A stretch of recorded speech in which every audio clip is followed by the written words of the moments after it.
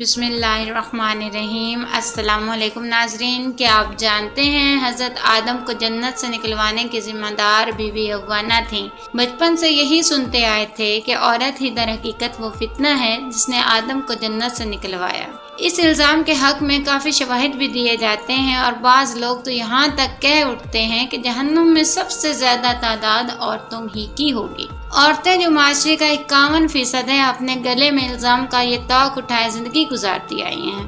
اگر تاریخ کا مطالعہ کیا جائے تو اس امر سے آگاہی حاصل ہوتی ہے کہ انجیل مقدس میں آدم کو جنت سے نکالے جانے کا سراسر ذمہ دار عورت کو قرار دیا گیا ہے، اور اس کا سبب اگر ہم اس وقت کی عورتوں کی معاشرتی حیثیت دیکھیں تو خود بخود سمجھ آ جاتا ہے کہ اس وقت ہر برائی اور بدشگونی کا سبب عورتوں کی ذات ہی کو قرار دیا جاتا تھا۔ قرآن عورت کو جنت سے نکالے جانے کا سبب قرار نہیں دیتا۔ اگر آپ قرآن کا مطالعہ کریں تو 1 درجن مقامات پر آپ کو اس واقعے کا ذکر ملے گا۔ مثال کے طور پر سورۃ الاعراف کی 19ویں آیت، جہاں آدم و حوا کا طرز عمل یکساں ہی بتایا گیا ہے۔ دونوں سے غلطی ہوئی، دونوں کو اپنی غلطی پر ندامت ہوئی، دونوں معافی کے خواستگار ہوئے اور اللہ نے دونوں کی توبہ قبول فرمائی۔ بائبل کے مطابق عورت کو اس کے گناہ کی سزا بھی دی گئی، اور اس کے مقابلے میں اگر آپ بائبل کا نقطہ نظر جاننا چاہیں تو آپ کو پتہ لگے گا کہ اس میں واضح طور پر عورت ہی کو نہ صرف جنت سے نکالے جانے کا ذمہ دار قرار دیا گیا ہے،